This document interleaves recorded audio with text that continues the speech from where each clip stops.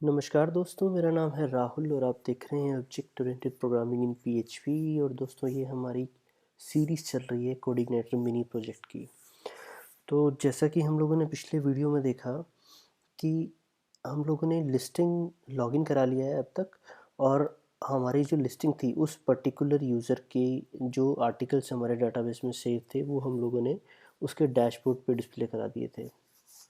तो नेक्स्ट हमारा जो पार्ट बचता है वो ये है कि उसको हम लोगों ने वहाँ पे आर्टिकल्स ऐड कराने के लिए फॉर्म बनाना है, उस पर वैलिडेशंस वगैरह लगानी, आगे चलना है।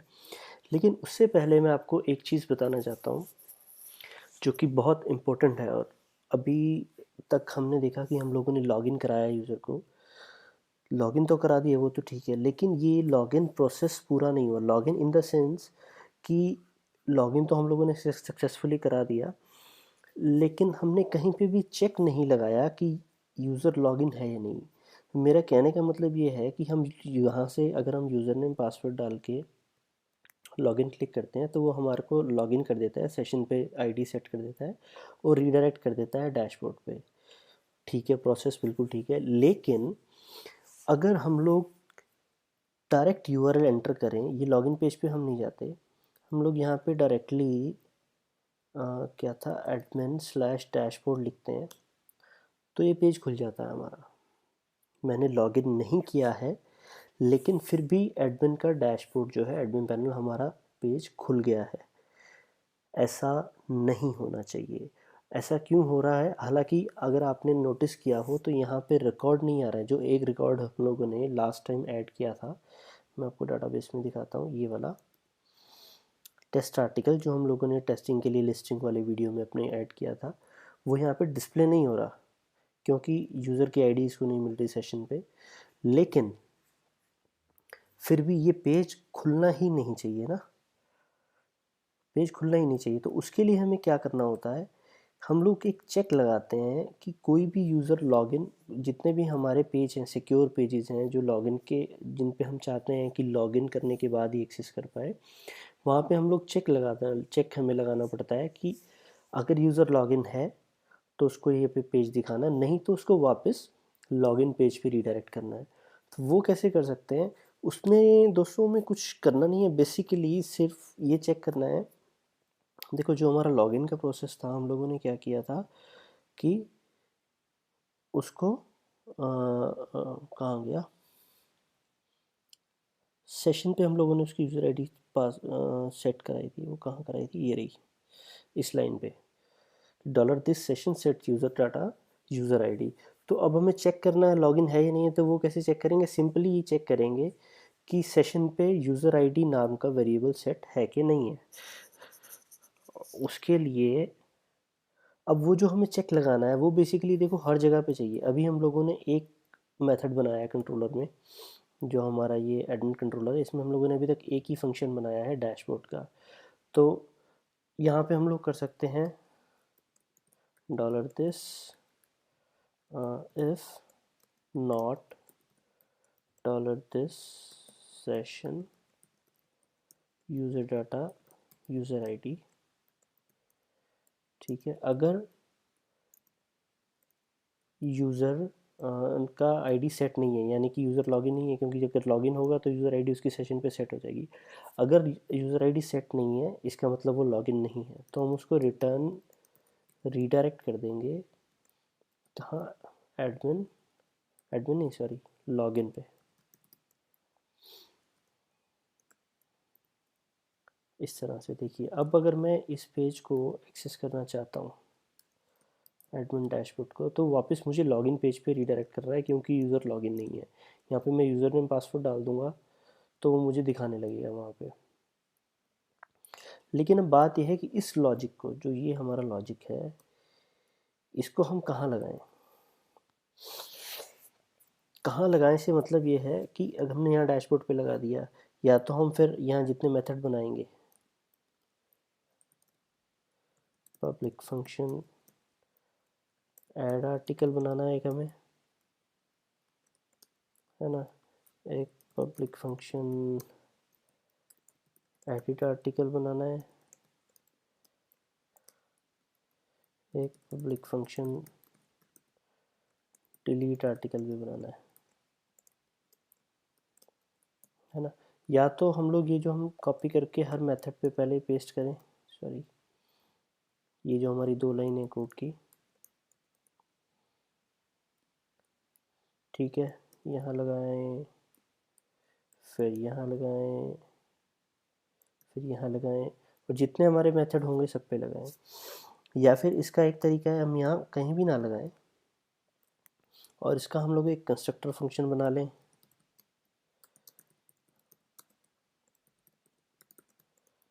और इसमें लगा दें, तो हमें यहाँ लगाने की ज़रूरत नहीं है। एक कोऑर्डिनेटर में आपको एक चीज़ का ध्यान रखना है, अभी एरर आएगा, देखिए मैं दिखाता हूँ, रिफ्रेश करता हूँ इसको, यहाँ तो नहीं, जो अपना एडमिन डैशबोर्ड का पेज है, देखिए अनडिफाइंड प्रॉपर्टी एडमिन सेशन, यानी कि डॉलर दिस सेशन जो है इसको मिला नहीं। उसका कारण क्या है, कोऑर्डिनेटर में आपको एक चीज़ का ध्यान रखना है कि जब भी आप अपने किसी कंट्रोलर में कंस्ट्रक्टर या मॉडल में भी कंस्ट्रक्टर मेथड बनाते हो, तो उसमें सबसे पहली लाइन आपको जो लिखनी है वो है पेरेंट अंडरस्कोर अंडरस्कोर कंस्ट्रक्ट, यानी कि जो इसका पेरेंट क्लास है माय कंट्रोलर का, और माय कंट्रोलर में यहाँ पे हमारे कोई भी कंट्रोलर नहीं बना, और सॉरी कंस्ट्रक्टर नहीं बना हुआ, इसका मतलब इससे ऊपर वाला जो है सी आई कंट्रोलर, सी आई कंट्रोलर का जो कंस्ट्रक्टर है वो हमें पहले रन करना है, उसमें जो भी कोड है वो रन होना चाहिए, उसके बाद ही हमें ये डॉलर दिस पे जितनी चीज़ें होती हैं, सेशन है, लोड है, जितने भी इसकी फंक्शनलिटी हमें मिलती है वो तब मिलेगी अगर हम लोग उसका कंस्ट्रक्टर रन करेंगे। अब ये कैसे काम कर रहा है, यहाँ पेरेंट कंस्ट्रक्ट लिखा मैंने, इसके पेरेंट में कंस्ट्रक्टर नहीं बना है, वो उसके पेरेंट में बना है। ये चीज़ कैसे काम कर रही है, इसके लिए आपको इनहेरिटेंस समझ में आना चाहिए। उसके लिए मैंने ऑलरेडी ऊप्स की अपनी वीडियोस कवर की हुई हैं, अगर आपने नहीं देखी हैं तो आप पहले वो कर लीजिए, तो आपको ये चीज़ क्लियर हो जाएंगी। ठीक है, ये आपको पेरेंट कंस्ट्रक्ट करना है कहीं पे भी, किसी भी कंट्रोलर में या मॉडल में, कोई भी आप क्लास बनाते हो तो उसमें अगर आपको अपना कंस्ट्रक्टर बनाना है तो अपने कंस्ट्रक्टर का लॉजिक ऐड करने से पहले आपको पेरेंट कंस्ट्रक्ट कॉल करना है, तभी वो काम करेगा। देखिए अब मैं इसको रिफ़्रेश करता हूँ तो वो ठीक उसी तरह काम करने लगा जैसे कि पहले कर रहा था। ठीक है, अब यही चीज़ है, अब यहाँ पे हमारे पास एक कंट्रोलर है, हालांकि इस प्रोजेक्ट में मुझे नहीं लगता कि हमें ज़्यादा कंट्रोलर्स की ज़रूरत पड़ेगी, क्योंकि हमें सिर्फ आर्टिकल्स पे ही काम करना है यहाँ पे, या फिर हम लोग एक पब्लिक कंट्रोलर बनाएंगे तो उसमें ज़रूरत पड़ेगी। नहीं तो आप क्या कर सकते हैं कि जो ये हमारा कोड है इसको यहाँ रखने की बजाय आप माई कंट्रोलर में एक कंस्ट्रक्टर बनाओ, यही फंक्शन मान लीजिए, ये मेथड में उठा के यहाँ की बजाय यहाँ रख देता हूँ। लेकिन अगर आप यहाँ पे कोड रखते हो तो इसमें फ़िलहाल ये काम नहीं करेगा। देखो मैं, ये लूप में फंस जाएगा, safari can't open the page. उसका कारण क्या है कि ये लूप लूप में फंस गया। लूप में लूप होता है, लूप क्या होता है मुझे उसकी हिंदी नहीं आती, सॉरी यानी कि जब हम